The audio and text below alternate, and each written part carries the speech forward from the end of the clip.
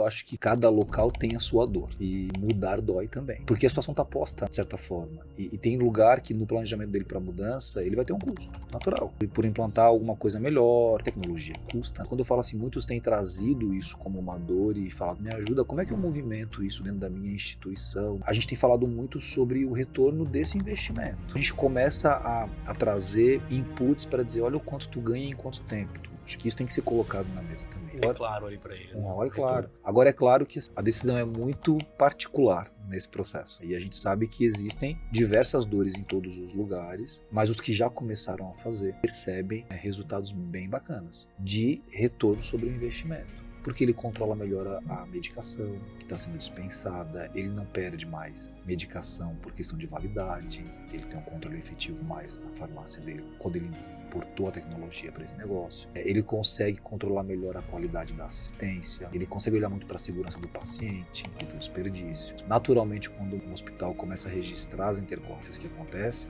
ele tem uma explosão de evento adverso. Isso não quer dizer que ele é ruim, isso quer dizer que ele está monitorando. E aí o que ele faz com esse monitoramento e o planejamento que ele faz para reduzir essas intercorrências é o segredo dele.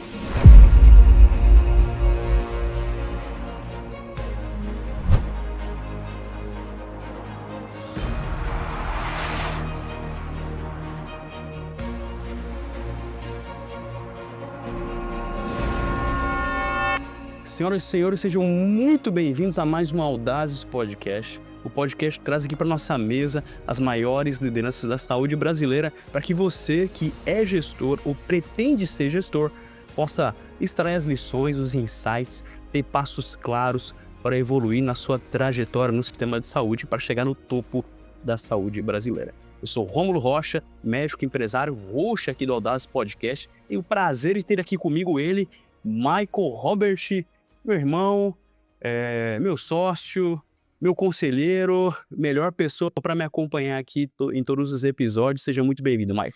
Obrigado, Rômulo, mais uma vez. Eu faço as suas palavras as minhas. É uma alegria estar com você aqui, uma alegria estar com você que nos acompanha. Aliás, também o nosso agradecimento para vocês que têm nos acompanhado, têm elogiado também, têm criticado, colocado pontos de observação, de atenção. Isso tem sido muito dinâmico e muito saudável. Agradecer ao nosso time que está aqui nos acompanhando, nosso convidado. Olha, Rômulo, vindo para cá hoje, para essa gravação, e ansioso, animado, para aquilo que nós vamos debater aqui hoje, um querido amigo da área da saúde, um líder de uma empresa global, muito querido, me ligou, e eu no trajeto falando sobre o seu momento de carreira, sobre uma transição que ele quer fazer, e em determinado momento eu perguntei a ele, olha, mas me diga uma coisa, para onde você quer chegar? Para onde você está indo? Qual que é a sua missão de fato? Né? Ele compartilhou um pouco do seu propósito e partimos de um capítulo, de um episódio aqui do podcast com o Joaquim, falando de algumas coisas, alguns insights que foram tratados aqui e como aquilo estava impactando a vida e a carreira dele, assim como impacta a nossa. Isso me deixou muito satisfeito. Por que eu estou contando isso? Porque esse é um espaço para quem quer aprender, para quem quer evoluir, para quem está em constante aprendizado, em constante desenvolvimento e aceita as boas provocações, né? Gosta de uma provocação para se movimentar, para sair do status quo. Então eu tenho certeza que esse episódio será mais um daqueles inesquecíveis. Exatamente, senhoras e senhores, porque hoje nós temos aqui o André Machado. Eu vou apresentá-lo. O André, ele é bacharel em administração pela UDESC, tem MBA em recursos humanos pela Dom Cabral, é pós-graduado em gestão em saúde e é diretor executivo da Maida Health, uma das principais health techs da saúde brasileira. André, seja muito bem-vindo, é um prazer gigante ter você aqui com a gente. Muito obrigado pelo convite, né, por podermos estar aqui conversando. Eu acho que essas trocas são sempre muito ricas para que a gente consiga de verdade olhar, pensar diferente, né, e trocar opiniões e conseguir caminhar junto aí para um futuro melhor sempre. Obrigado mais uma vez, viu? Valeu, André. André, para a gente poder começar aqui, né, a gente entende que todo mundo tem uma origem e a origem de muitas pessoas aqui que tem sentado nessa mesa, felizmente, é de fora da saúde. E eu acho isso excelente. A gente consegue trazer expertise de outras áreas, né? Conta pra gente um pouquinho da tua origem, seu começo de carreira, como é que você foi cair na saúde, né? Como que foi essa tua transição? Vamos lá. Faz tempo isso, viu? Um pouquinho até. Mas eu comecei a atuar no segmento de telecomunicações. Então, há pouco tempo atrás, vamos falar, né, a gente tinha cursos de telecomunicações, né? Eu entrei nessa esfera aí num curso técnico antes de ir para a universidade. Era um negócio que estourava na época, né? A gente não tinha tanto o meio digital como está posto hoje, né? E a evolução foi muito rápida, né? Quando eu me formei, eu vi que já não era aquilo que ia dar certo para o futuro. Mas eu comecei trabalhando numa estatal de telefonia em Santa Catarina. Eu sou de Santa Catarina, né? Na antiga Telesc, então ela foi privatizada pela Brasil Telecom. E ali eu fiquei por um bom tempo, cresci nessa jornada muito focado em áreas de relacionamento com o mercado, né? Parte comercial, parte relacionamento direto com o consumidor, e fiquei até o momento de atuar numa área de relacionamento com os órgãos de defesa do consumidor, Ministério Público, Procon, muito num papel mais global e menos individual, nessa reta final na minha estadia na área de telecomunicações. E foi provavelmente um dos maiores aprendizados atuar com os órgãos de defesa do consumidor, porque não é um lugar que a gente normalmente vai para elogiar, né, Sim. para comprar, né, para tratar de temas bons. Normalmente a gente vai lá porque a gente está com uma dor, um problema. Então isso me trouxe um aprendizado de como a gente, enquanto pessoa e organização, pode entender melhor uma dor, embora a gente não tratava individualmente, né, a pessoa, mas sim as questões coletivas, mas como a gente pode entender uma dor e propor um caminho bacana, interessante e que gere valor para todo mundo nesse processo. Metade da minha vida profissional foi nesse segmento, foi no segmento de telecomunicações. Eh, Num determinado momento, eu fui para a área da saúde, aí eu tive entradas e saídas na telecomunicação, né. Eu fiquei um tempo, na metade do caminho eu saí e entrei na área da saúde, por meio de um contato que tinha sido um dos meus diretores, que estava na saúde e me levou. Então eu trabalhei, comecei na Unimed na época. Foi uma experiência também muito gratificante, muito diferente, porque tu começa a lidar com questões que envolvem vidas, né, é diferente, Sem dúvida. é outro nicho, né. Mas é óbvio que a minha experiência anterior de ter lidado com as dores, né, de que cada um tinha na telecomunicações me ajudaram me movimentar na saúde. Na saúde, eu atuei à frente de áreas de atendimento e de regulação médica, né, em Unimed.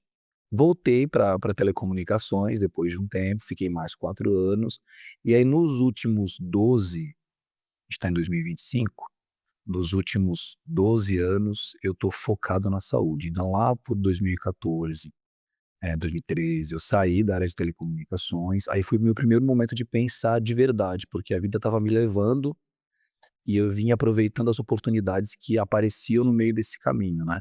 Mas quando eu saí em 2013 ali da área de telecomunicações, eu estava gerenciando nessa época uma área de relacionamento com a agência reguladora, com o Procon, com o Ministério Público do sul do país, os 3 estados do sul do país.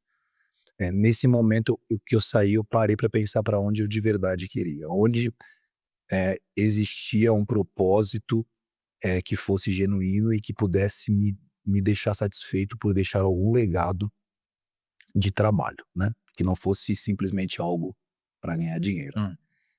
E aí eu pensei muito no tripé, né, que a gente tem de o que que eu faço bem, assim, até aqui, o que que eu faço legal, o que que eu faço de legal que tem valor na minha visão para a sociedade, assim, e o que que faz eu ganhar dinheiro nesse tripé todo, né. E aí eu decidi focar em atuar na área de gestão em saúde, então de lá para cá, eu venho atuando muito focado com o plano de saúde, né, dentro do mercado, atendendo aos planos de saúde. Então os planos de saúde são clientes que eu tenho desde essa época, como empresas de gestão mesmo, de terceirização e de apoio, consultoria, nessa linha de atuação. Eu quero explorar, André, uma frase que você comentou aí no começo que me chamou bastante atenção, Rômulo, quando você diz que vai cuidar da defesa do consumidor, né, trabalhar com defesa do consumidor, e você tem aí um despertamento do entendimento de uma dor, né, entender melhor uma dor. E isso é bastante interessante. Se a gente resgatar um pouco e olhando a tua história, você fez um MBA, em recursos humanos, você também trabalhou estudou direito do consumidor. Quer dizer, eu vejo aqui uma inclinação, de alguém, de um profissional que está olhando muito mais para o outro, né? De um profissional mais empático que está olhando para que dor que eu posso resolver, como é que eu posso ajudar. Eu queria explorar um pouquinho mais isso.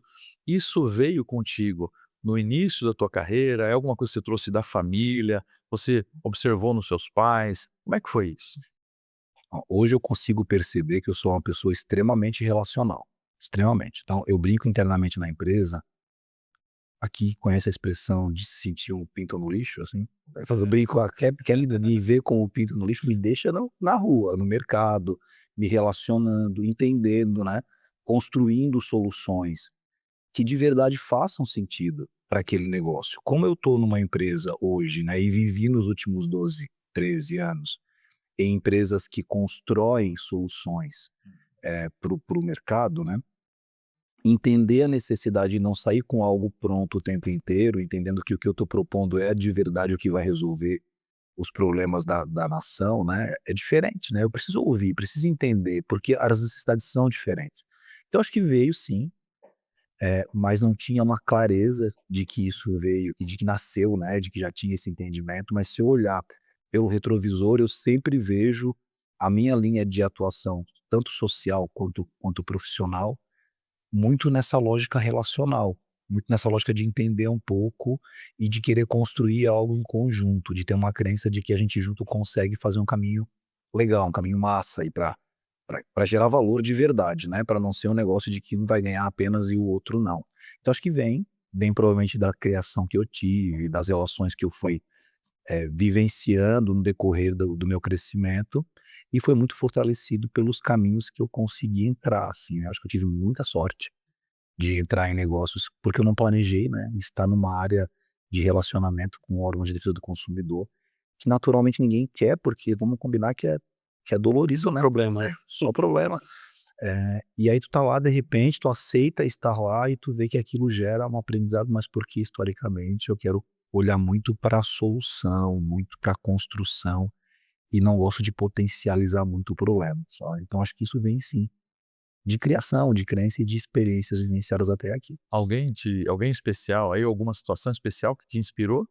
Os pais, né, acho que os pais sempre eles trazem, quando a gente tem essa referência, né, meus pais eles são lutadores, então mudaram de cidade para conseguir trazer coisas melhores para os filhos em relação à educação, principalmente, porque a gente vem do interior de Santa Catarina, né, e eu morava em Laguna até os 6 anos, então quando meus pais começaram a mudar até chegar na capital, claramente teve muito isso, como que a gente consegue melhorar a disposição para a educação mesmo, né, deixar esse recurso mais próximo, mais perto.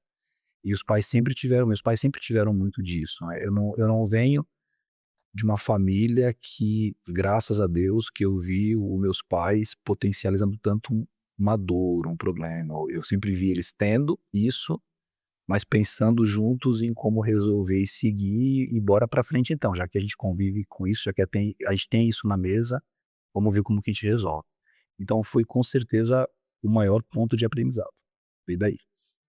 Espetacular. Então a gente já percebeu aqui, Michael, que o André tem 2 grandes forças. Primeiro, a capacidade de ter foco no cliente, de o interesse de discernir as dores das pessoas, né, um cara voltado para pessoas, que é muitíssimo importante para a posição dele, com a força dele. E a segunda, força é essa vontade de resolver problemas, né. Então, é uma combinação espetacular para um executivo. Agora eu quero voltar um pouquinho, André, num ponto muito interessante, quando você fala dessa transição de uma área de telecomunicação para a área da saúde. Porque nós temos muitos executivos que, em algum momento de transição, eles ficam em um limbo ali, onde eles ficam perdidos, né. E tem dificuldade de se reposicionar, de achar um outro propósito, eventualmente ele ficou muitos anos em alguma empresa, a identidade estava muito atrelada ao cargo, àquilo que ele exercia, de repente isso acaba, essa posição acaba, por vários motivos, e ela tem dificuldade de se reposicionar. Você, demonstrou uma clareza no teu processo de avaliação de si mesmo, do ambiente. Queria que você detalhasse um pouco mais, esse que você pensou nessa ocasião, até para quem nos assistir e está fazendo uma transição de carreira, o médico quer ir para gestão, o médico, o executivo que está ali em um momento de transição, ele possa ser iluminado aí pelo que você tem a nos ensinar. É, não é tão simples assim, eu diria, né? Se falar foi sempre assim na tua vida, é óbvio que não, né? Tanto que metade da minha carreira eu fui deixando a vida me levar literalmente, né? E graças a Deus ela me levou por bons caminhos. Mas eu não parava com esse intuito. Eu não parava para refletir e pensar o que que me deixa feliz hoje, profissionalmente falando. Eu vinha conversando agora no relacional, né? Vinha conversando no táxi com o taxista. E aí ele perguntou, nossa, ele fez umas perguntas. Eu viajo muito a trabalho hoje, né? Muito. Então, eu sou separado, eu tenho 2 filhas. As minhas filhas moram uma semana comigo, uma semana com a mãe, então é guarda compartilhada. E eu tento me programar para viajar 2 semanas no mês e estar 2 semanas em casa com elas. Nem sempre funciona desse jeito, né? Às vezes eu negocio para que a mãe fique uma semana a mais, depois a gente vai compensando. Mas ele perguntou: "Mas tu gosta, né? Viajar é bom, né?" Eu falei: "Viajar é bom e não é, mas de verdade eu gosto do que eu faço." Então saber que o que eu faço hoje traz com o papel a viagem, para mim não é um problema. Eu me organizei para isso, né. E quando que eu me dei conta desse momento, assim, de como eu quero o que que eu quero fazer da minha vida? Foi o meu primeiro momento de um desligamento, né, eu nunca tinha sido desligado. Uau. Aí eu fui desligado da então Brasil Telecom, né, que hoje é Oi, mas já era Oi, vinha passando por movimentos, todo mundo vê no mercado aí, depois veio a recuperação judicial, tudo. E no início dessa área de relacionamento com órgãos de defesa do consumidor, nós éramos em 7 gestores por Brasil. O Brasil era dividido em 5 e tinha mais 2 na matriz que apoiavam na estratégia. Isso foi reduzindo, reduzindo, ficamos em 3, dividimos o Brasil e a estratégia entre os 3. Eu era um desses 3, e aí no ano que eu saí ficou 1, e eu fui desligado nessa época com um outro colega. E aí eu acho que foi o primeiro momento e naturalmente eu estava muito tranquilo nesse processo, que eu não sei te explicar por quê, né, porque em tese, eu estava perdendo emprego, uma coisa que eu também gostava de fazer, que não era uma coisa que me matava, mas eu consegui parar para dizer: "Tá, espera aí, o que que eu preciso nesse momento para impulsionar, o que me chama a atenção, que é ser feliz no trabalho mesmo, né, o que que." E como eu troco muito, e como eu converso, e como eu tenho uma base relacional ampliada, essas conversas já aconteciam naturalmente nas rodas, né, seja profissional, seja pessoal. E eu tinha naquela época conversado com um colega, que falava muito sobre esse tripé, né, assim: "Poxa, o que que tu faz, bem, assim, que tu gosta de fazer mesmo, né, e o que que tu vê que esse trabalho agrega valor para o outro, para a sociedade de uma forma geral? Agrega, não agrega? Se tu faz bem, se agrega valor, tu ganha dinheiro com isso também?" Porque a gente tem que ganhar dinheiro, né, a gente tem que ser prático, a gente precisa disso para sobreviver. E aí foi nesse momento que eu comecei a resgatar essas conversas e parei para pensar em tudo isso, e em toda a história que eu tinha vivido. Eu tinha vivido 2 experiências de segmentos, né, de trabalho, telecomunicações e saúde, já tinha vivido as 2. Então a minha referência estava nas 2.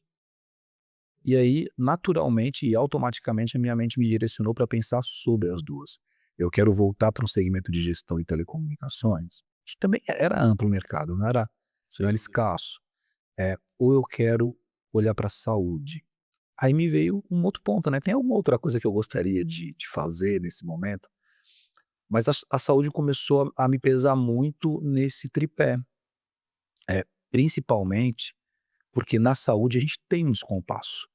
A gente sabe, a gente escuta muito, a gente vê isso, né. A gente tem um modelo muito interessante no SUS, mas que quando sai da atenção primária tem os gargalos que a gente já conhece dentro do Brasil. Quando a gente vai para o segmento suplementar, privado da saúde, todo mundo fala muito de um descompasso financeiro, e no final da conta a gente, que é usuário de tudo isso, quer saber como que a gente se beneficia, né, como que a gente consegue ter mais saúde, ter mais qualidade de vida, eh, envelhecer de forma bacana de verdade, né. E aí eu comecei a pensar muito nisso. Talvez o meu legado, que eu quero deixar de todo esse trabalho que eu venho fazendo, seja isso, deixar uma possibilidade de que mais pessoas tenham acesso ao recurso, à saúde, né? E consigam se atuar no autocuidado mesmo, se cuidar e se promover. Então, o meu pensamento foi muito nesse sentido, foi muito solitário no primeiro momento, foi muito olhando para dentro para entender qual caminho que eu gostaria de seguir, sabendo que existiam riscos em todos eles. E aí, quando eu tirei outras coisas que eu não tinha vivido, porque eu não sabia, né? Podia pensar em ir para outra coisa, vou empreender, tirei porque eu não tinha vivido. Falei, pô, a saúde me gera mais valor, me deixa mais satisfeito, eu sinto uma entrega mais tangível de deixar algo para a sociedade. É para lá que eu vou. E aí eu comecei a movimentar meus contatos nesse sentido, né? Tive a oportunidade de entrar como um sócio numa empresa estilo Almeida, que fazia atuação aí de tecnologia e de serviço para planos de saúde. Depois saí de lá, abrimos um outro negócio, que antes de eu entrar na Almeida eu estava nessa outra empresa, que eu era o sócio administrador dela, fiquei 4 anos com ela. A gente começou a direcionar ela muito para o mercado empresarial e menos para o plano de saúde. E aí eu comecei em algum momento me sentir descolado do que eu pensei lá atrás quando eu decidi vir para a saúde.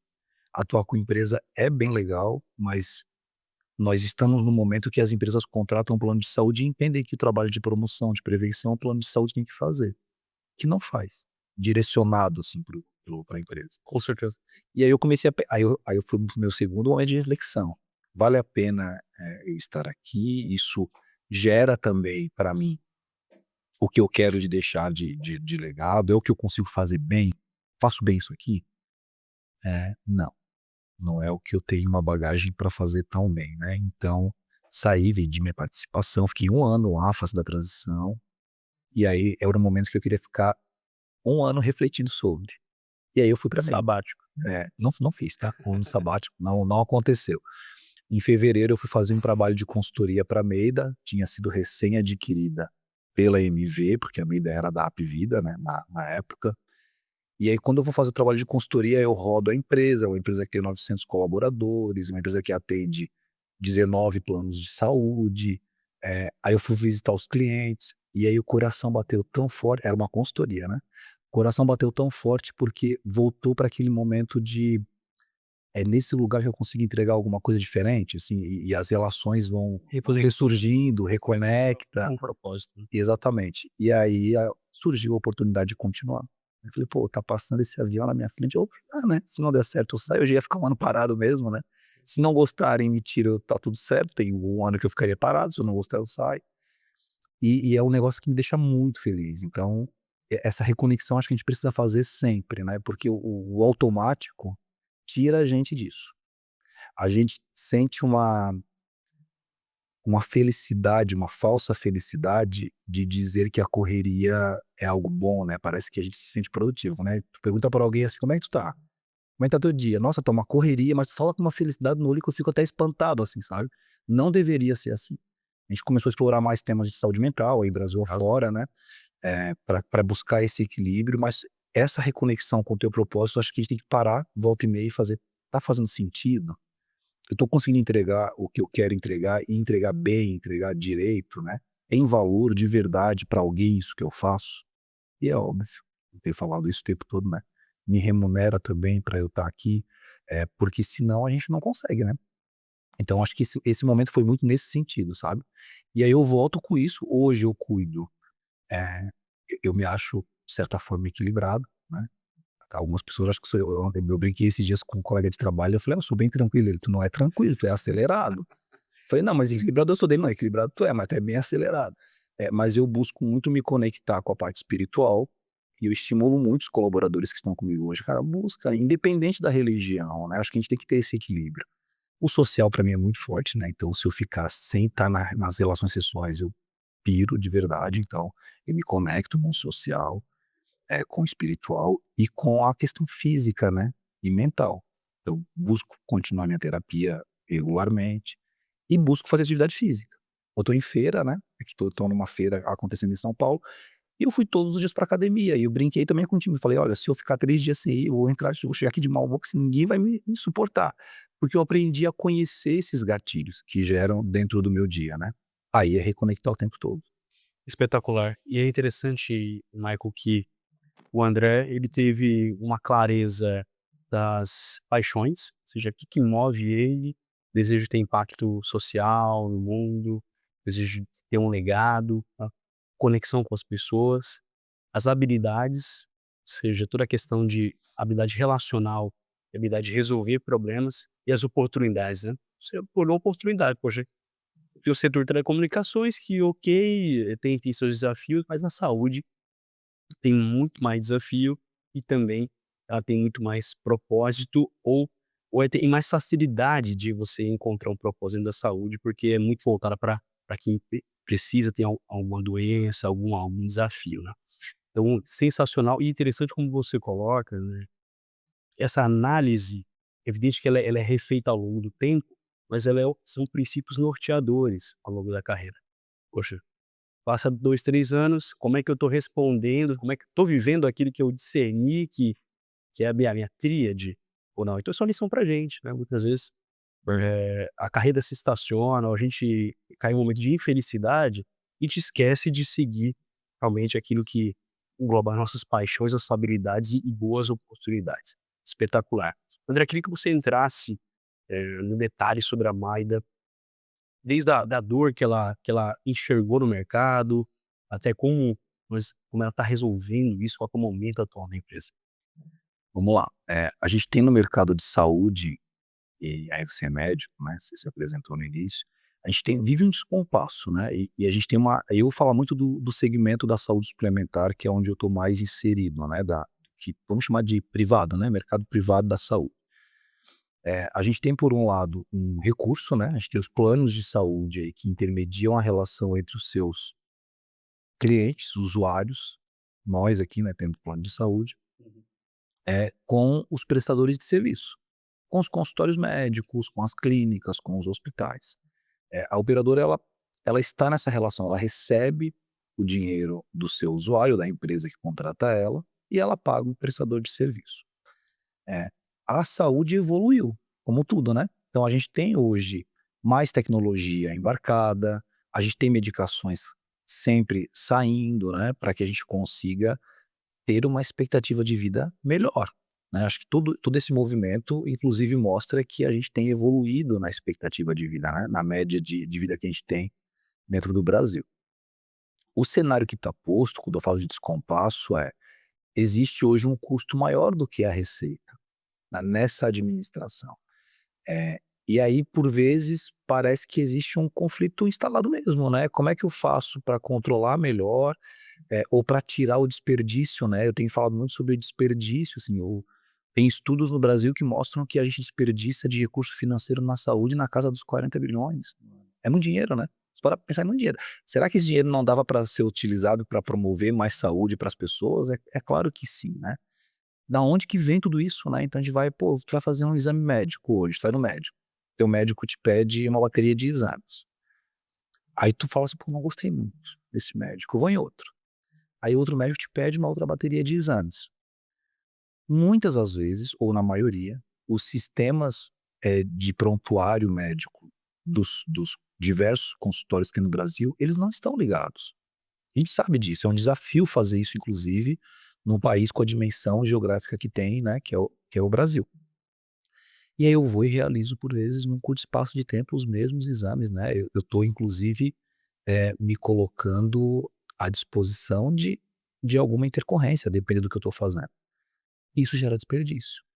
Porque se eu tenho uma condição de saúde normal, adequada, eu não preciso fazer os mesmos exames no curto espaço de tempo. Eu vou fazer num espaço específico para minha idade, né, para minha condição de saúde. Aí eu vou para um hospital, sou operado, aí eu caio, porque não tem uma barra de segurança. É um desperdício. A gente não investiu em vários lugares na segurança para o paciente que está internado.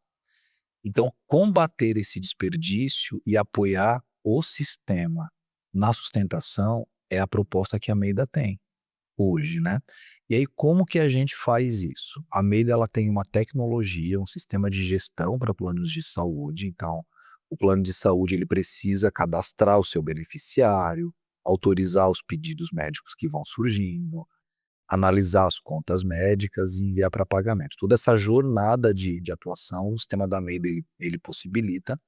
E a Meida também tem uma mandala, duas mandalas de serviços para apoiar a operadora. Então, a operadora pode terceirizar com a Meida a regulação médica, para fazer autorização prévia, a auditoria dentro dos hospitais, para acompanhar o paciente que internou e entender se ali a gente está promovendo uma qualidade, né? Tem segurança do paciente envolvida, então a nossa equipe discute com a área de qualidade do hospital. A gente tem um call center especializado em saúde, para que a gente consiga levar algo mais direcionado, melhor direcionado para a população que tem aquele plano de saúde e que precisa contatar e entender de alguma situação que está gerando dor para ela. Então, esses serviços eu chamo da nossa mandala de outsourcing mesmo, né? A operadora terceiriza com a gente. E a outra mandala, que é uma mandala mais nova, assim, que a gente explorou muito ela no ano passado, é uma mandala que a gente está levando ela para assistência. Então, a Meida, ela desenhou e já está atuando com programas de promoção e de prevenção, que para mim é o grande caminho para a gente deixar o mercado sustentável. O que são esses programas?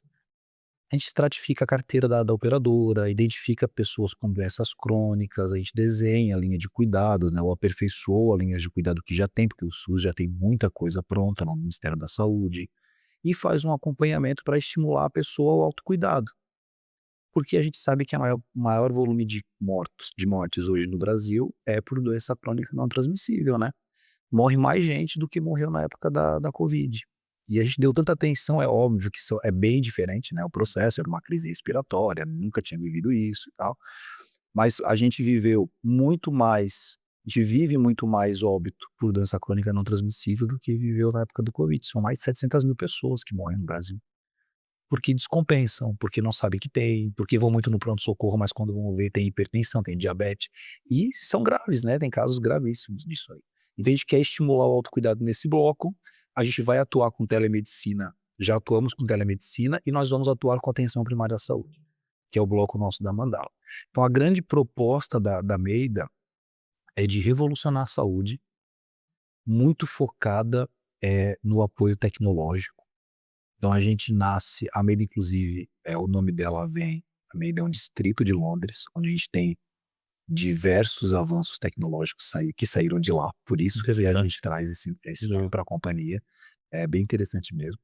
E aí a partir daí a gente quer que a tecnologia, que a inovação, que a inteligência artificial que a gente tem falado tanto hoje em dia, apoie nessa jornada inteira que eu comentei para vocês, para que a gente gere mais sustentação no mercado. No final das contas, o que a gente quer é tirar o desperdício e promover mais saúde. Esse é o objetivo principal.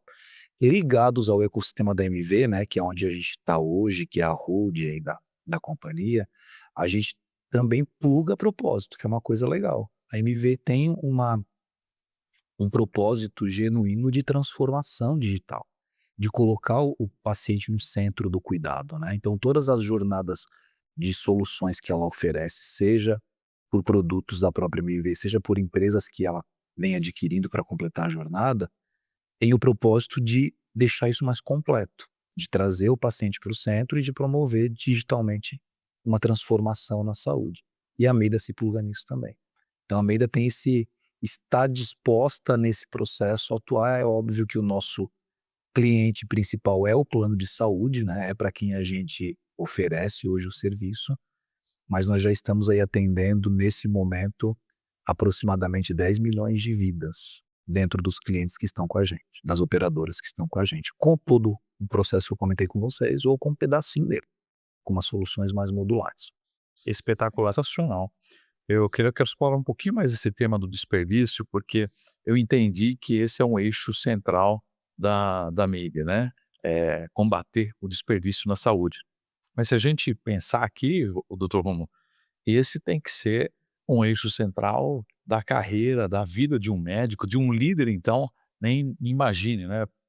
Possivelmente isso deveria estar também na grade de uma universidade de saúde, né? Pensar em desperdício de saúde, o que envolve, está ligado diretamente a vidas. Eu queria uma reflexão contigo, André, e aproveitando, lógico, da tua experiência.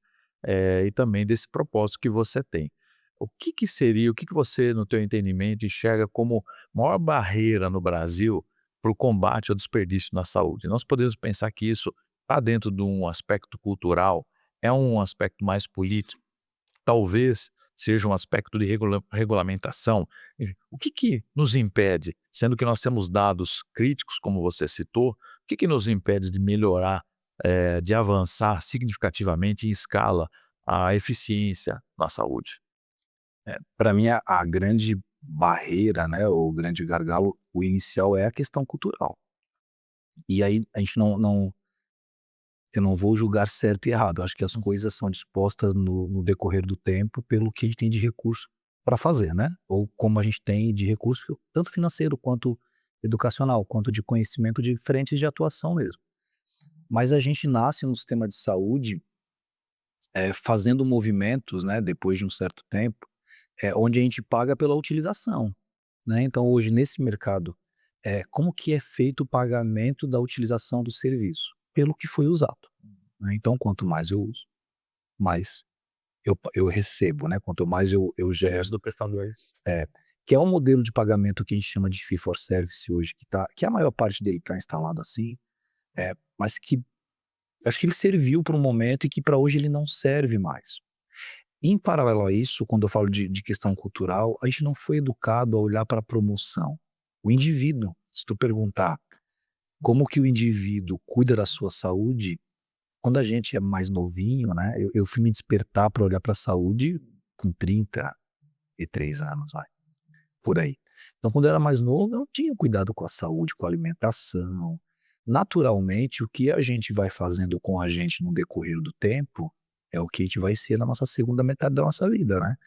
Então a gente acaba trazendo para dentro pela ausência do cuidado da nossa vida, alguma condição crônica, né. Os estudos têm trazido que a gente vai ter uma doença crônica, 3 em cada 4 pessoas vão desenvolver. E como é que eu cuido? E se eu tiver, como é que eu cuido disso? Então acho que tem uma questão cultural também de não cuidado em saúde, o não cuidado gera desperdício. A gente vai envelhecer e vai gastar mais com a saúde. Se eu não me cuido, vou gastar muito mais. Aí eu vou gastar muito mais no modelo que paga pela produção médica, vai ter um descompasso natural. A gente já tem discutido muita coisa, né, eu acho que o Brasil ele tem trazido grandes discussões sobre novos modelos de remuneração, sobre o incentivo para a atenção primária, que é o modelo do SUS, né, de ter uma atenção primária fortalecida, bem embasada. Um médico de família, ele estuda e deveria resolver 85%, vai 80%, eh, das dores daquela carteira, daquela população que ele olha. Ah, os outros 20, 15 vai para um especialista, né. Então, naturalmente a medicina, a atenção primária, ela prevê que quando eu encaminho um paciente para um cardiologista, eu recebo a contrarreferência do que ele avaliou para eu continuar cuidando daquela pessoa que vai ficar comigo a vida inteira. Mas tudo isso, ele tem que acontecer de forma gradativa, né. Eu fico feliz que a gente já discute isso hoje, tá. Mas o movimento de mudança ele é muito lento. Por que que ele é muito lento? Eu acho que primeiro porque tem isso, a gente não está estimulado, assim, a gente tem visto mais pessoas cuidando de sua saúde, mas a gente não está estimulado a olhar para a saúde. O usuário acha que tem plano de saúde que se ele tem que usar mesmo, porque ele está pagando, né, ou porque alguém está pagando para ele, então eu vou usar, parece que é um cardápio, né, parece que eu vou no mercado e tem uma prateleira de coisa, eu quero levar tudo, porque eu pago pouco para usar aquilo tudo, ou às vezes nada. E a gente tem conflitos de interesse nessa relação que já estão postos. Naturalmente, um grande hospital que ainda não está atuando numa relação de ganho por resultado, por desfecho clínico, por valor em saúde, que é uma mudança pesada mesmo, né? Ele já tem mensalmente um valor que ele recebe pelo atendimento à sua população. Provavelmente existe entre os dois lados uma dúvida, né? Como vai ser quando esse modelo acontecer? Como é que o meu negócio também fica sustentável dentro da área da saúde? Então eu acho que existe todo esse imbróglio aí pra gente resolver, mas o primeiro passo tem que ser dado, né. A gente vê muita operadora já adotando o modelo de atenção primária, que eu acho que é uma saída super interessante. Começa a ter uma gestão melhor da saúde populacional, que está ali junto com ela. Isso ajuda a estimular o autocuidado e a fortalecer nas pessoas que a saúde é responsabilidade dela, né? A minha saúde é minha responsabilidade. Então acho que a gente já tem uma vertente aqui de mudança. A gente tem outra vertente de mudança que são as alterações dos modelos de remuneração, da gente olhar muito mais para o desfecho clínico, para a satisfação do usuário, e para ver se resolveu de verdade a dor dele, ao invés de só pagar. Então tu consegue ter outros indicadores aqui de acompanhamento e tu paga por esse desfecho, por esse grupo de processo. Tem alguns já mudando para esse caminho, é outra possibilidade. Então a gente tem diversas frentes aí. Enquanto isso, a gente precisa se unir para tirar o desperdício. Porque por vezes o desperdício, o dinheiro continua ali para gerar mais disposição de saúde para outras pessoas, né? Que não estão conseguindo acessar o sistema, seja no sistema público, seja no privado. Então, essa linha de atuação de controlar desperdício, a gente tem feito por meio de tecnologia, de entender se tudo que está sendo posto ali tem algum movimento que a gente consiga atuar diferente, e por meio de atuação muito em loco mesmo, acompanhando, discutindo, consensando, e chegando num modelo que seja mais adequado. André, muito bom o que você está dizendo. Eu acho que isso é um assunto que vale um episódio inteiro, né? Combater a ineficiência em todas as áreas, mas quando a gente fala de ineficiência e desperdício na saúde, nós estamos tratando diretamente de vidas. E quando você fala em unir as pessoas para combater o desperdício, o que você recomenda? E pensando no nosso telespectador aqui, no nosso ouvinte, né? Como é que ele, na posição dele, pode colocar na sua agenda o combate ao desperdício da saúde? No mínimo, eu estou entendendo que todo líder tem que ter essa pauta na sua agenda. Primeiro, para o indivíduo, eu acho que ele tem que começar a acender a luz vermelha de cuidar da saúde dele, né? Então, assim, não é porque eu faço um monte de exame que eu cuido da minha saúde. Eu acho que tem coisas muito diferentes aí para serem olhadas. E eu não preciso fazer um monte de exame. Eu tenho um cliente que, num certo momento, a gente recebia 100 exames numa guia de solicitação para um paciente. Não faz sentido, 100 exames. Não faz sentido, né? Assim, nem para uma pessoa que tem uma doença crônica muito severa, talvez não faça sentido. Porque naturalmente tu faz uma bateria de exames. Se der alguma anomalia, alguma situação que precisa ser investigada, tu vai fazer uma segunda, né? Tu vai abrir outros exames para poder diagnosticar melhor. Então, para o indivíduo, acho que ele tem que ficar muito atento na responsabilidade que é dele sobre a saúde dele, né? Vai praticar, vai conhecer, óbvio, vai no médico, entende a sua condição de saúde, entende se tem uma condição crônica, como que ele cuida dela, para que ela não se agrave, para que ele viva bem, porque isso vai fazer com que ele tenha longevidade, né? Esse é o primeiro passo. Questione, né? A gente tem muita fraude também no sistema de saúde, né? Muitos indivíduos que cometem a fraude, né? Que usam o plano de saúde de um pelo outro. Então a gente tem olhado muito para isso também. Um dos nossos clientes, a gente adotou a biometria facial. Então cadastra todo mundo na biometria facial e o prestador ele tira ali na hora, vê se a pessoa é ela mesma, né? Porque é um absurdo, mas acontece. É outro motivo de desperdício, de fraude mesmo no sistema. Então fique atento ao que é seu, o que é para você utilizar, né? E eu acho que a partir daí, inclusive, ele consegue combater desperdício. Ele não precisa sair fazendo tudo a todo tempo, né? Tem um médico de referência, né? Eu acho tão importante a gente ter um médico de referência, que é um médico que vai me acompanhar a minha vida inteira a partir de agora. Quando a gente é criança, a gente tem, né? A gente tem o pediatra. Verdade. Aí chega uma certa idade e fala, tá, e agora? Agora eu vou procurar cada especialidade para cada dor que eu tô sentindo e eu procuro no Google quem que vai me atender ainda, né? Isso virou uma prática. Então tem um médico de referência, seja acompanhado por ele. Acho que tudo isso vai ajudar muito a gente controlar melhor e naturalmente a médio e longo prazo dentro da saúde. Para as instituições, vamos conversar mais sobre tudo isso. Acho que dá para todo mundo ganhar nesse processo, resguardando todo o desfecho que precisa ser dado, né? Que é gerar condição de saúde boa, adequada, né? E fazer com que as pessoas tenham uma vida mais plena. Mas dá para todo mundo ganhar. Do jeito que tá, a gente vê operadoras fechando a todo tempo, né? A gente tem, em média no Brasil, 3,7 operadoras fechando por ano, ou sendo adquiridas por alguma outra, ou fechando porque estão ineficientes, estão com sinistro altíssimo e não conseguem manter a sua operação. Quando ela fecha, para onde que vai esses beneficiários que usavam ela? Vão conseguir ter acesso ainda à saúde, né? Então acho que a gente tem que conversar mais, a gente precisa olhar para o desperdício e chegar num consenso de como eu faço para gerar mais saúde para mais pessoas de verdade mesmo, sabe? Excelente reflexão. É espetacular. E André, eu tenho experiência nesse sentido porque eu terceirizo médicos para hospitais. Uma grande parte do custo, o custo dos planos envolve eventos dentro do hospital, pronto-socorro, internação, né? E é muito interessante porque para você conseguir combater desperdício num pronto-socorro, veja, o médico, quase nenhum paciente vai reclamar de ter feito um exame a mais. Inclusive, quanto mais exames o médico pede, não, esse doutor é bom, hein? Pediu aqui 40 exames, tomografia, ressonância de corpo inteiro. Não, esse doutor é muito bom. Aí vai em outro, "Não, doutor não é muito bom, não, só me pediu um hemograma, né?" E muitas vezes é o contrário, né? O cara que pede só um hemograma é porque tem habilidades clínicas, propedêuticas mais avançadas. E é interessante que uma coisa que eu sempre fiz para reduzir drasticamente o desperdício num pronto-socorro é, de fato, dar clareza para alguns tipos de decisão que os médicos eles tinham medo de tomar. Então, por exemplo, chega uma pessoa com dor de cabeça. Inclinação, primeiro é por tomografia, porque vai que é um tumor, vai que é uma ruptura de aneurisma, vai que é algum problema mais grave, é uma trombose cerebral, enfim. Só que aí eu treinei os médicos para ter critérios, né, ter critério. Poxa, eu tenho uma dor de cabeça aqui, qual que é o critério estabelecido científico que avaliou 10.000 pessoas, 10.000 solicitações de tomografia, qual que são os critérios para que eu realmente solicite essa tomografia de uma maneira que ela faça sentido e seja boa para o paciente. Porque o paciente vai perder tempo, vai se expor à radiação à toa, né?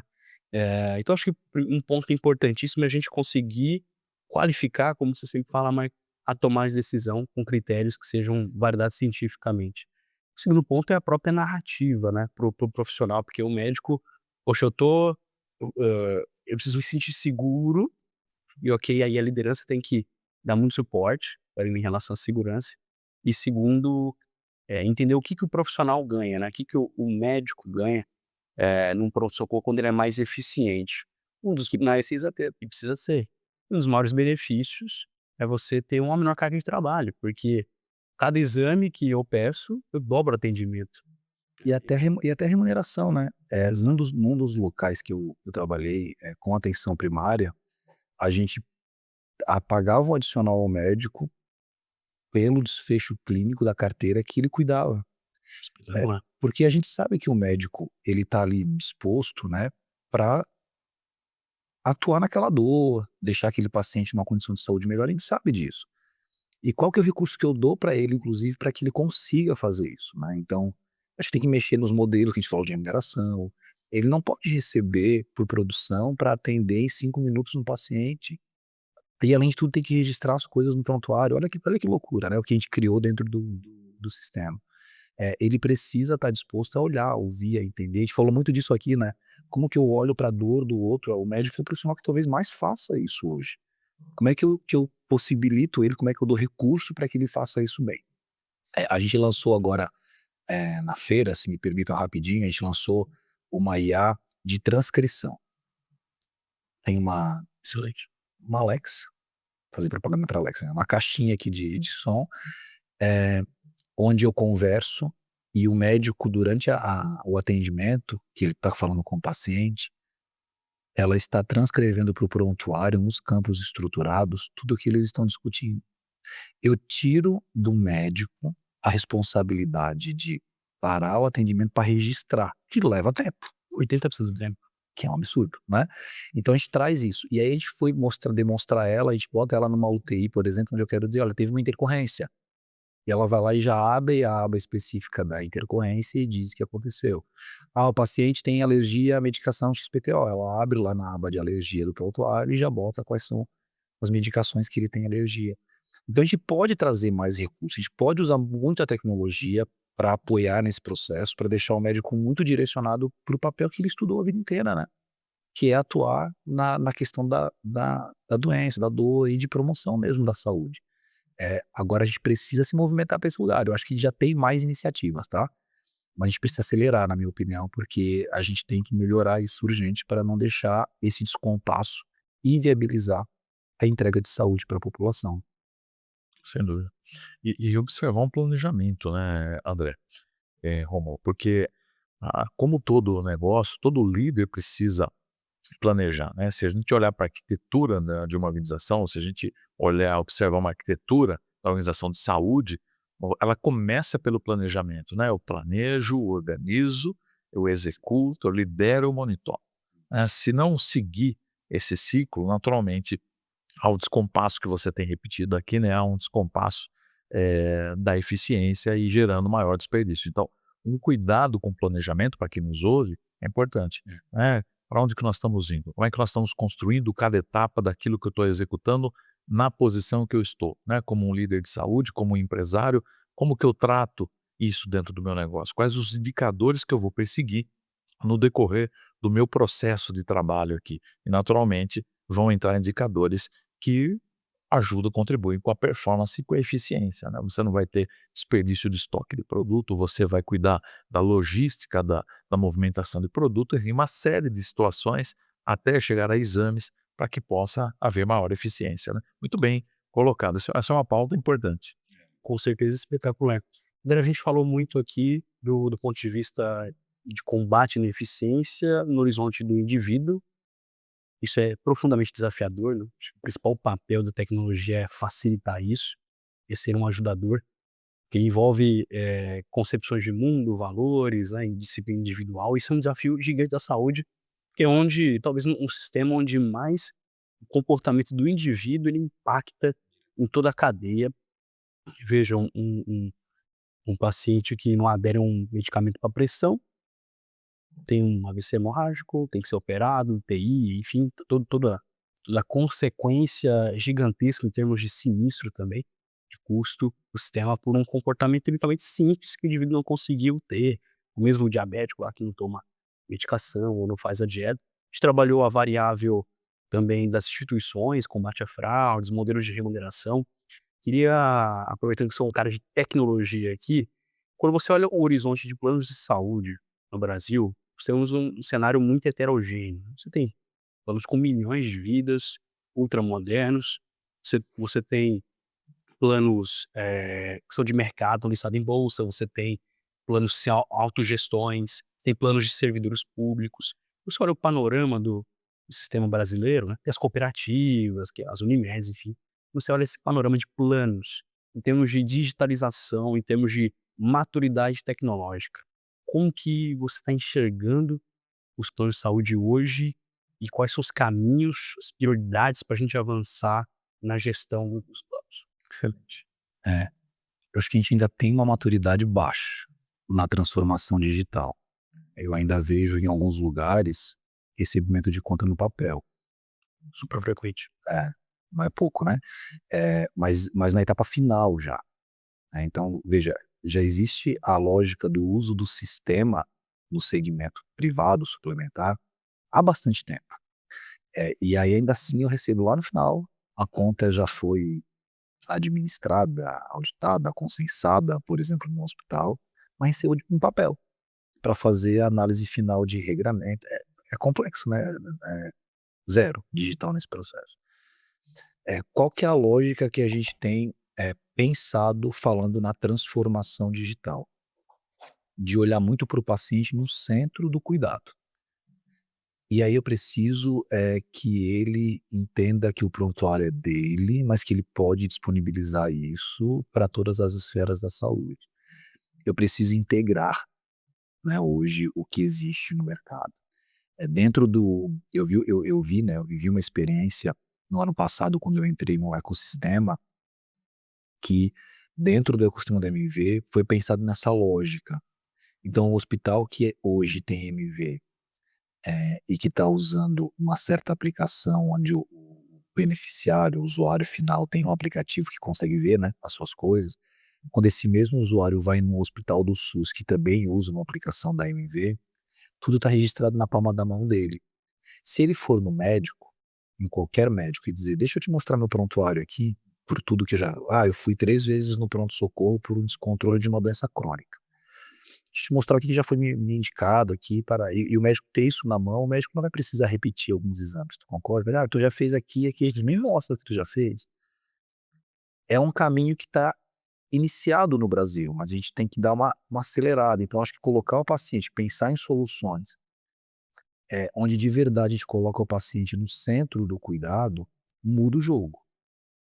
Porque hoje talvez a gente pense em soluções sem envolver o principal agente nesse processo. A gente está falando de saúde. Mais periféricas, ganho de eficiência pequeno. O exemplo que eu te falei assim, de digitalizar as contas é super importante, é óbvio, ele faz a gente ganhar escala, faz a gente ter menos desperdício, né, inclusive de papel, né. É importantíssimo atuar nessa linha de atuação, nessa frente, a gente tem que fazer automações que são pertinentes, né. Tu comentou dos critérios, dos protocolos que tu passa lá para os médicos para poder indicar. Isso pode estar na tecnologia também. Eu posso trazer a medicina baseada em evidência, os desfechos com base em repetições, né, de tratamentos, de estudos, ou até mesmo daquele local, de como o que deu mais certo para cada condição e tipo de paciente. Eu posso orientar e trazer isso para o médico para que ele decida a conduta que ele quer usar. Ele vai estar com isso na mão dele, né? Pelos critérios que eu tenho, pelos protocolos e pelos desfechos, o melhor seria fazer esse tratamento. Mas ainda assim eu quero aplicar um que eu estou aqui estudando, que pode ser melhor. A gente apoia ele na conduta, a gente agiliza o processo dele de tomada de decisão. Tudo isso é importante. Mas se a gente não coloca o paciente no centro do cuidado, eu acho que a gente fica fragmentado assim, no processo de digitalização. Ele acontece de forma mais lenta, né? Ele vai por um caminho que eu vou precisar ter mais recurso para poder depois movimentar e integrar esse processo como um todo.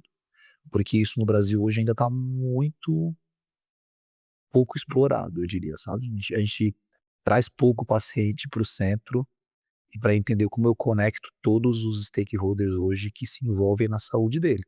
É um laboratório, como é que eu sei se o exame dele deu altamente alterado? Por que que o médico já não recebe um alerta imediatamente? Sabe, porque talvez eu não possa esperar ele chegar no meu consultório 30 dias depois para uma segunda agenda, né. Tem que saber urgente para poder entender o caminho que eu quero seguir, mudar a rota. Eu tenho um planejamento com o paciente também, né, isso acontece. E aí o que que eu faço? Se der errado eu tenho que mudar, tenho que intervir, eu tenho que fazer algum movimento rápido. Então eu acho que trazer ele para o centro nos apoia a entender o quanto a transformação digital na jornada de saúde, ela é amarrada entre todos os agentes que estão no meio. E cada um tem que fazer o papel, né. Como é que eu movimento esse caminho para que de verdade eu tenha tudo mais unificado. Agora parece meio utopia, né, porque a gente sabe que a gente tem milhares de prontuários espalhados pelo Brasil, a gente sabe que a gente tem diversos, movimentos que acontecem que são fragmentados, que são separados, mas eu não vejo outro caminho, a não ser a gente trazer ele para o centro e unificar os esforços para que a gente digitalize a jornada como um todo. Aí sim eu acho que a gente cuida de saúde, de verdade. Perfeito. Essa questão da interoperabilidade, da open health, Até a palavra é difícil, né? a prova é grande, e isso é algo que eu ouço desde da graduação, né, como um problema, como um desafio e que ia chegar e algum dia a gente ia chegar lá.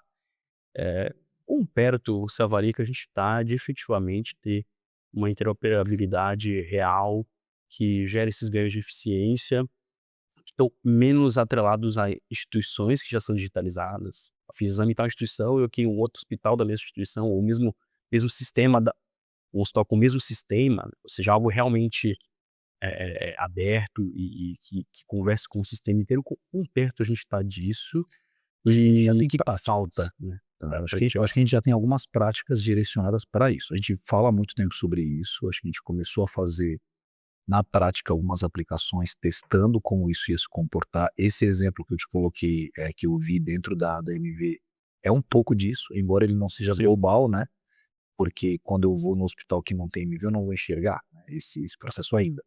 Mas eu já consigo ver o meu caminho por lugares onde tem, né. Então é um pedaço disso. A gente tem hospitais muito preocupados, né, e a gente tem visto o trabalho deles na transformação também digital, porque precisa acontecer. Se eu tenho prontuário em papel, eu não vou ter a transformação digital, né, eu não vou conseguir me movimentar para esse lugar. Então eu acho que ele tem etapas para serem seguidas. Então, eu acho que a gente não está tão longe quanto estava nas discussões de anos anteriores. A gente já tem movimento. Eu tenho um cliente que eu brinco que ele é ousado. Falei com ela ontem, inclusive ela estava aqui.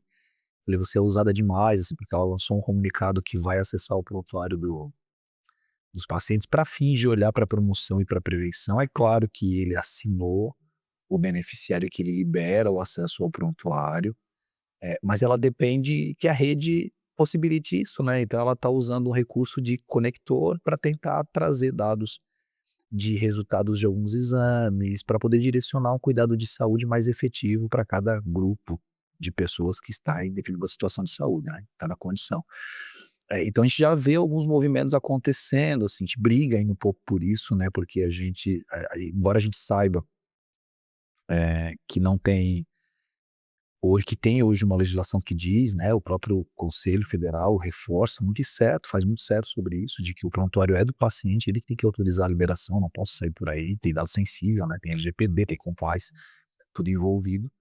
Mas a gente já vê beneficiário dizendo, usuário dizendo, olha, eu autorizo, né, você pela primeira condição de saúde, pode fazer. Aí a gente já vê instituição querendo trazer, a gente já vê essa jornada mais conectada que eu te comentei dentro da MV. Então a gente tende a ter nesse começo uma ramificação para outros caminhos, acho que já começou.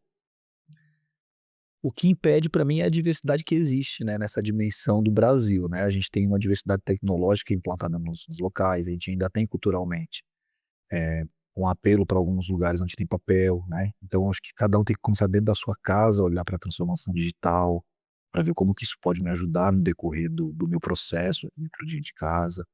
E aí cada um olhando para fora, mas trazendo para dentro e planejando, que foi a fala que você colocou, né, planejando, estruturando isso como uma premissa primordial para esse negócio ficar sustentável. Porque ele também ganha, né, se eu digitalizar eu vou ganhar, eu vou reduzir um custo aqui nesse processo. E seguir e readequar na medida do tempo, eu acho que é o caminho que a gente precisa agora cada vez fortalecer mais. A gente tem muita instituição procurando para falar sobre transformação digital. Acho que isso é muito legal. Ou seja, a dor existe e tem o interesse Ela já de resolver. sim, agora como que eu faço? Me ajuda, porque eu tenho dentro de casa 3 sistemas. Um sistema para radiologia, laboratório, Nós conecto, faço, né. Então a gente já começa a perceber uma uma população, né, um grupo de instituição trazendo: "Olha, me ajuda aqui, eu preciso digitalizar o meu processo, automatizar aqui o que tem dentro de casa", e aí com isso a gente ganha também na ramificação para fora.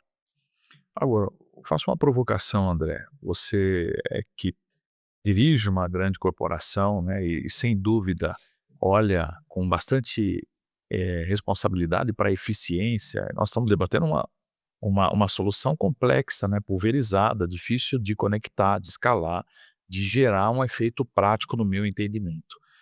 Nós temos o SUS, por exemplo, que faz o eSUS, né, na atenção primária, né. Eu não sei avaliar, a eficiência disso, talvez vocês possam falar mais sobre isso, mas ele está lá, ele tem lógico, é uma rede única, é mais simples de colocar esse ovo de pé, digamos assim.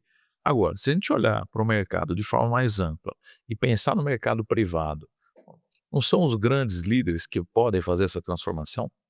Não são as grandes empresas, ou as poucas grandes empresas que podem e devem ter a responsabilidade de capitanear essa transformação? Olhar talvez para os planos de saúde, os principais planos de saúde, eles não têm que provocar essa integração de dados para que possa haver essa eficiência, a redução do desperdício e, e uma consequência que é um paciente melhor e uma entrega de saúde com custo mais baixo e melhor para o país?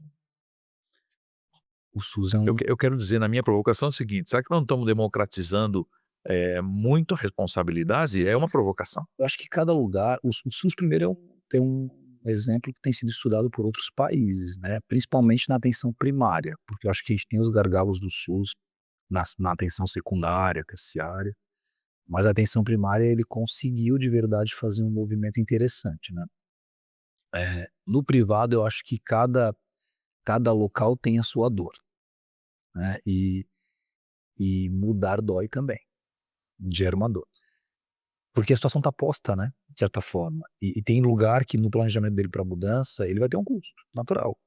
Por implantar alguma coisa melhor, por trazer tecnologia, custa, né. Não é ninguém que oferece de graça, né, esse recurso hoje em dia. Mas a gente não consegue hoje, em vários lugares, quando eu falo assim, muitos têm trazido isso como uma dor e falam: "Me ajuda, como é que eu movimento isso dentro da minha instituição, dentro do meu negócio, da jornada inteira de saúde, né, que eu represento, que eu atuo hoje?" A gente tem falado muito sobre o retorno desse investimento. O quanto ele consegue, vamos falar de um hospital, por exemplo, o quanto ele consegue ter uma segurança melhor estando numa transformação digital. O quanto ele consegue dispensar corretamente a medicação, pô, a gente teve notícias recentes na imprensa, né, por dispensação, incorreta por ausência de controle tecnológico na farmácia, né, no estabelecimento. Então a gente começa a trazer inputs para dizer: "Olha o quanto tu ganha em quanto tempo tu". Acho que isso tem que ser colocado na mesa também. ROI claro aí pra ele. Um ROI claro.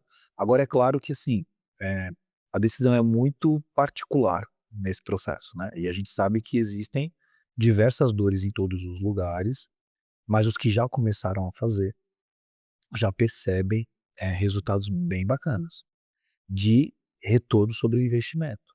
Porque ele controla melhor a medicação que está sendo dispensada, ele não perde mais medicação por questão de validade, ele tem um controle efetivo mais na farmácia dele, quando ele importou a tecnologia para esse negócio. Ele consegue controlar melhor a qualidade da assistência. Aí falando ainda de hospital, né, ele consegue olhar muito para a segurança do paciente, que evita o desperdício, né, para os acontecimentos, porque ele passa naturalmente quando um hospital começa a registrar as intercorrências que acontecem, ele tem uma explosão de evento adverso. Isso não quer dizer que ele é ruim, né, isso quer dizer que ele está monitorando. E aí o que ele faz com esse monitoramento e o planejamento que ele faz para reduzir essas intercorrências, é o segredo dele. Mas como que ele identifica isso? Trazendo também a transformação digital para dentro. E isso vai melhorar a instituição dele como um todo, mas alguns resultados não são imediatos, talvez isso dê uma esbarrada, assim, em algumas mudanças mais rápidas, né. Mas a gente tem cliente e operadora fazendo isso e já trazendo o resultado para dentro. A gente conversou, antes aqui um pouquinho sobre a questão da oncologia, né, que reduziu simplesmente a gente trouxe um protocolo, um desfecho com desfecho clínico para sugerir ao médico: "Será que não vale a pena ir por esse caminho aqui?" Porque os resultados, a medicina baseada em evidências, os resultados têm demonstrado uma evolução, uma qualidade, né, e um desfecho melhor. Só isso reduziu 42% do custo por paciente oncológico. Isso é absolutamente espetacular, é espetacular, né. Ainda mais pela representação da oncologia dentro da estrutura de custos das operadoras. Exatamente. Então, acho que a gente tem que começar a olhar para isso também. Qual que é o retorno, além da saúde, né, a gente está falando muito de saúde por indivíduo, qual que é o retorno que eu tenho quando esse desperdício sai do processo? Como que ele sai, né? A transformação me ajuda? Ajuda. E quanto tempo eu vejo o resultado disso? Quando que eu ganho também nesse processo? Acho que é importante mesmo essa instituição, porque ela administra e ela precisa estar saudável para conseguir promover saúde, né?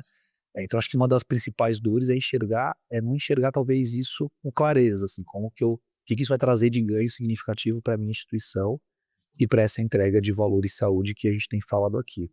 Fantástico. É unir a saúde do indivíduo com a sustentabilidade Do do negócio. negócio, Plano né. de negócio. Muito bem. Rodrigo, a gente tem falado de disrupções tecnológicas, de próximos passos, interoperabilidade, a IA. Que você olha que são tendências, dos próximos anos, né, dos próximos 10 anos, disrupções tecnológicas, e uma pergunta que eu imagino que todo gestor esteja se fazendo, todo profissional esteja se fazendo, que é como a gente mantém a relevância. Porque a IA, ela vem é uma disrupção tecnológica que, na minha opinião, ela está sendo não superestimada, mas subestimada. A gente ainda não tem entendimento de quanto isso transforma o mundo de forma, absurdamente massiva, né. E existe uma pergunta: poxa, se a IA ensina inglês, se a IA, Hum. dá um diagnóstico com precisão muitas vezes superior, em condições iguais à de um médico, se a IA pode ter condições de ter trilhões de parâmetros para tomar decisões de negócio, embutida em um ERP, por exemplo, um PEB, pode tomar também decisões de gestão hospitalar, né, isso pensando na evolução dos modelos. Poxa, se Se a tecnologia ela tá trazendo tanta evolução, tanta eficiência, tanta segurança, como gestor hospitalar, ele se mantém relevante diante dessas transformações? É difícil, uma pergunta difícil. Tá bom. Pergunta do milhão, essa. Pois é. E nem a resposta também, tá? Porque eu acho que é tão novo falar de IA que a gente não sabe a dimensão que isso vai ter, né? E virou moda todo mundo fazer IA, que eu não sei não. Eu tenho certeza que mais de 80% nem IA é. A gente confunde, a gente misturou os termos, né? A gente fala de IA, estou fazendo uma IA, mas é uma regra Não, de negócio, uma automação, né? Que não é uma IA. Acho que a IA vai muito além disso de verdade. O que ela vai trazer de futuro, acho que ainda é muito embrionário, acho que tem muita especulação, né? Vai tirar o profissional da jogada, independente de ser o administrador hospitalar, de ser outro tipo de profissional. Acho que algumas funções sim, né? Algumas funções talvez elas sejam, ou parte delas sejam administradas por uma inteligência artificial. Eu tô estudando aqui no INSPER, né? E a gente fez um projeto, e aí eu peguei uma análise financeira e coloquei na IA. Eu fiz a análise financeira de um balanço de uma DRE, eu fiz, eu mesmo fazendo, e eu joguei o mesmo pedido para a IA. Eu coloquei lá a DRE, o balanço, pedi para ela fazer o que eu queria fazer, ela faça isso, agora complemente com isso, agora faça esse caminho, agora chegue por aqui, se eu fizer isso. No final do dia, ela chegou na mesma resposta que eu cheguei fazendo sem ela. O que que ela me gerou? Ela me gerou agilidade. Ela fez em meia hora, talvez menos, o que eu construí em quase 4 dias, de uma análise mais robusta, né. Então eu acho que a IA ela te favorece na tomada de decisão, ela te apoia em situações, eh, quando eu olho para o meio assistencial, né, ela te apoia nas decisões, porque tu não precisa mais estudar. Pensa nesse movimento da oncologia que eu falei, os médicos já faziam isso. Mas o tempo que eles estudavam para o que era medicina baseada em evidência, para os desfechos, apoia, né. É óbvio que a gente precisa na IA sempre calibrar, né, ver se a qualidade da entrega dela está sendo feita com o mesmo trabalho que eu fazia sem tê-la na mão. Mas eu acho que ela não tira o papel do administrador. Eu acho que ela ajuda a gente ser mais rápido, na tomada de decisão, e com isso a gente consegue resolver coisas de forma mais eficiente mesmo, assim. Esse é meu pensamento de hoje, e pode mudar amanhã, tá. Eu acho que hoje meu pensamento é esse. E eu acho que ela também não vai tirar várias funções do ar. Agora, o que para mim está posto é que se eu não conheço, se eu não vivo, e se eu não estudo sobre isso, eu vou ficar muito para trás. Eu preciso saber como ela me apoia, como que ela apoia o meu negócio, como que ela apoia o segmento que eu tô, e como que eu manipulo isso de forma favorável para gerar essa relação de ganha-ganha que a gente tá falando, né. Porque ela pode ser usada para o bem e para o mal, né, como tudo na vida. Então como que eu uso ela para o bem, para esse movimento de unificação. Falando de novidades, assim, eu tenho conversado eu tenho um amigo inclusive que está num trabalho. A gente fala muito de tecnologia vestível, né, que a gente usou muito relógio, né, para monitorar sinal, para fazer apoiar e trazer esse dado para um prontuário também, mas para me ajudar na saúde. Ele está trazendo eu achei fantástico inclusive, por isso que eu vou comentar aqui, ele está trazendo essa tecnologia vestível para uma camiseta. Ele está inclusive com uma super marca aí, já apoiando ele nessa construção, mas ela vai ter pontos onde ela mede algumas questões, alguns sinais seus, e que ela já também leva isso para um prontuário. A ideia é que conecte com o prontuário do teu médico, para que tu consiga ter informação quase que em tempo real de monitoramento, e qualquer movimento que seja anormal possa gerar uma intervenção mais imediata. Eu acho que a tecnologia vestível ela vem muito, muito mais forte agora do que a gente falou no passado, embora já seja um tema que se fala há muito tempo. Acho que ela foi pouco explorada na questão de conexão com o resto todo que já existe ou que precisa existir. Então acho que essa é uma tendência legal para o futuro, para a gente olhar para a saúde. E a gente tem falado muito sobre trazer esse exemplo que eu dei da transcrição de voz. É muito novinho também, né, então a gente está lançando isso agora, a gente lançou agora esse processo. O ideal é que quando eu faço essa transcrição, que eu já consiga ver historicamente todo o teu a tua atuação na saúde, né? A tua linha do tempo na saúde para dizer o que que eu faço agora, o que que eu recomendo agora para esse paciente, pelo histórico que ele tem, pelo histórico familiar e por tudo mais. Então acho que essas evoluções todas elas vão acontecer, mas a gente precisa voltar fortemente para a transformação digital. A gente está trazendo muita coisa nova, Isso. que é a base. E eu preciso estar com essa base bem formatada, bem resolvida, implantada para que esse movimento ele aconteça e seja de valor aí pra gente, né? Não te respondi o que tu queria, né? Mas é o que eu penso hoje, viu? Mas é uma pergunta aberta, né? Porque você se preparar para o futuro envolve muito mais uma curiosidade e disposição de aprender do que qualquer outra coisa, né? Eu tava no evento, Até agora não falou. eu tava no evento do CRA, num painel, e normalmente essa pergunta sempre surge, tá? Eu vou botar pra IA responder pra mim, a próxima. Vou dizer, responde aí pra eu ver o que que vai sair pra eu poder compartilhar isso. Porque é uma pergunta que acho que a gente se faz o tempo inteiro, né? Onde que a gente vai parar com tudo isso que a IA tá trazendo agora? E não sei se vocês já repararam, mas a gente já percebe quando um texto é construído por uma IA. Com certeza. Ela criou um padrão, né? Então tu vai lá pro Liquidity e fez o texto com a IA, não é do cara, porque tu já tem uma percepção, ela já começa a trazer um padrão de como ela estrutura. E aí, pra mim, o lance é em como tu usa. Por isso que eu acho que a gente tem que conhecer, tem que saber para que ela atenda de verdade o que a gente quer. Senão vai virar commodity, né? Eu vou fazer aqui, mas nem eu tô entendendo o que ela tá fazendo, mas eu concordo aqui e vou jogar lá pra divulgar isso. Então acho que quando a gente conhece, quando a gente usa ela favorável, quando a gente direciona ela para fazer do jeito que a gente quer que seja feito, acho que o caminho ele evolui, ele vai para frente. Espetacular você falando dos textos, né? E de quem tá usando a IA para substituir o próprio cérebro. Esse é o problema, né? Porque a melhor combinação é a inteligência humana vezes inteligência artificial, que gera inteligência exponencial, né?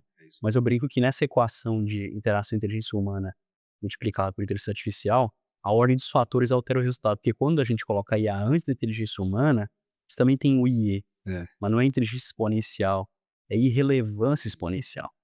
Então, isso a gente vê muito no LinkedIn, que a produção de conteúdo ela explodiu, porque obviamente não tem mais parar para estudar, escrever, escreve o texto para mim, né? Mas a irrelevância explodiu também. E aí a capacidade de colocar a inteligência humana primeiro, entendo que também seja um dos aspectos que vão definir o gestor que vai sobressair no futuro, né? André, aqui caminhando para o final da nossa conversa, que está excepcional, queria fazer 2 perguntas que a gente tem feito aqui por padrão, são mais reflexivas, né? Quando você olha para trás e olha a tua jornada, que ainda tem muitos e muitos anos, tem muitas coisas para serem feitas, mas já tem um histórico excelente. O que você considera como os seus maiores erros? E quais você considera os seus maiores acertos, né? Coisas que você fala assim, poxa, eu cheguei até aqui porque naquele momento eu tomei tal decisão. E eventualmente os erros também, que são eventos de aprendizado, eventos de mudança de rota. Você falou, olha, quase coloquei tudo a perder nesse erro aqui. Acho que o principal, eu vou começar pelo acerto. A gente não gosta de falar do erro, né? Mas eu vou falar. O principal acerto para mim na minha jornada inteira, assim, acho que é não deixar de estudar. É uma coisa que, para mim é extremamente importante e eu acho que tem diversas formas de tu estudar. Aqui para mim é um estudo, a gente conversar, a gente tá trocando, me agrega valor, tem coisas de diversas conversas que eu vou carregar para minha vida, até aquelas que eu não quero fazer, né, até aquelas coisas que eu tô vendo no meu colega ali, numa discussão que eu não quero seguir, também é um aprendizado, também gera um aprendizado. Então acho que estudar, eh conseguir estar dentro desse meio, ler, né, e nas diversas formas que o estudo nos possibilita fazer, me agregou valor, me possibilitou olhar para diversos problemas de forma diferente, de como seguir, de como resolver e de como atuar, frente àquela situação, seja pessoal, seja profissional. Então isso para mim é uma coisa que eu quero continuar, né. Então, por vezes eu me paro e falo: "Poxa, eu tô parando, não tô conseguindo mais parar na minha sacada no sábado para ler, por quê? Naquela hora que eu reservava para isso, né, vamos voltar para aquele negócio". Então isso para mim é continuar. Isso não foi sempre assim, né, então eu comentei com vocês que eu deixei a vida me levar por algum momento, sem conseguir parar, botar na mesa e pensar o que agregava valor.